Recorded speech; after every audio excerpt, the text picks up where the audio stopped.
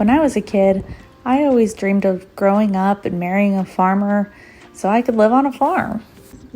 My grandma got to drive grain trucks, and she was cooking all the time, and she had neat animals. This is my grandma and her dog Daisy.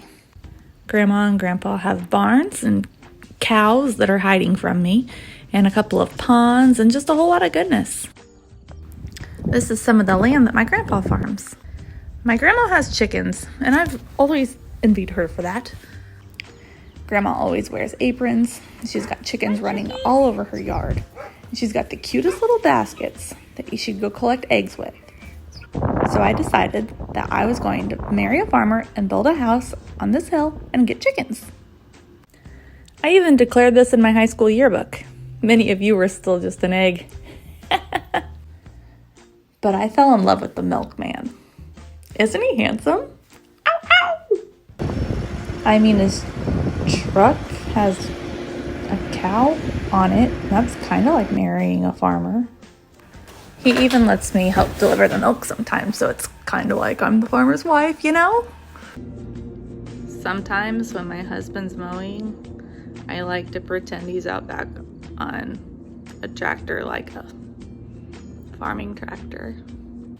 He told our daughter and me, "No, you can't get chickens."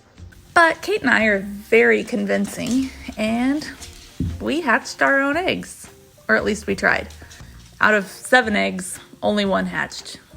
Meet Thunderbird, that dreamboat husband of mine. He wanted to make my farmer's wife dreams come true, so he built us a big old fancy coop. And Kate and I, we weren't satisfied with just 1 chick. So we hopped online and ordered some day-old chicks, and they came in the mail. We were officially a farming family. All my dreams were coming true. And can we talk about how happy Dustin looks with the chicken?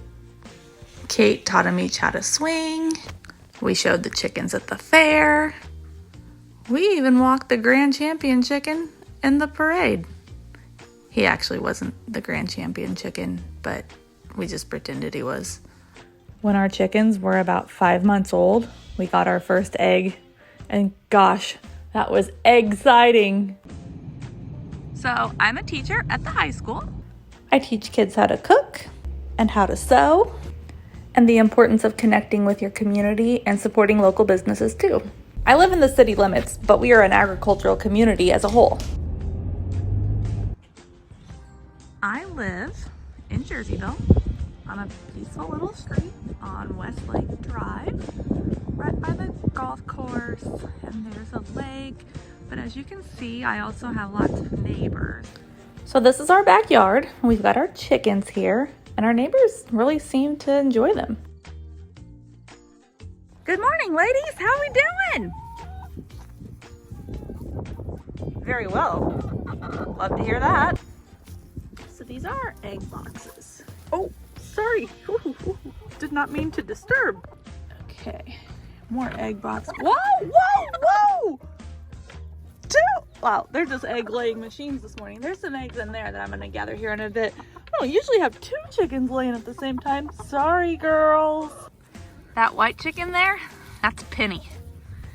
She's our prize chicken. She's very modest. She doesn't really like to show off. Whoa. Sorry, gals, didn't mean to shut the door on you. She doesn't really like to show off, but gosh, she's pretty. Kind of neat is they can actually run around the yard, and they'll always go back home because they know where their food source and their water source is, and so they're easy to corral back into the coop.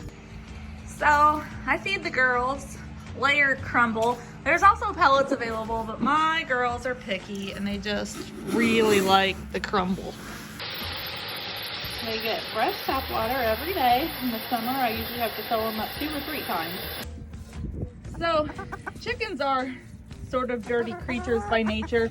I do clean out these bowls quite often, but they don't really seem to mind the dirt either, so I just go with it on days that are chilly like today, and it's fine.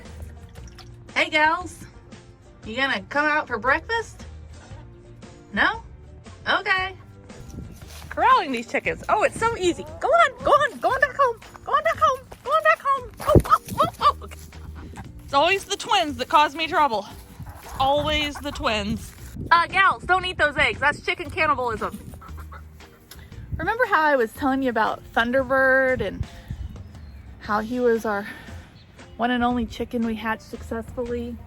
Well, Thunderbird turned out to be a rooster. And he got to be about 6 months old. And he was just a cock-a-doodle-doing. And it was bad. He was waking up the neighbors. He was waking me up. He was waking the milkman up. He had to go live on Grandma's farm. This is City Hall for the city of Jerseyville. And there is a council that works to provide and enforce ordinances or rules that make our community a better place. And one of those rules is no roosters in town because they're loud. I have hens only because roosters, they cock-a-doodle-doo. They make a lot of noise, and the neighbors, they aren't into that. Trust me. Ladies, I got a yummy treat for you. Here, look. Oh, they love them some strawberries. Oh yeah, sure. You want to go back home now that there's strawberries? Morning, Slim. Slim is not allowed to go past a certain line because he will eat our chickens. And so he just spends a lot of time running up and down the urban farm fence. Urban chicken farming is actually a rising trend. And what I mean by urban chicken farming is like in-town chicken farming.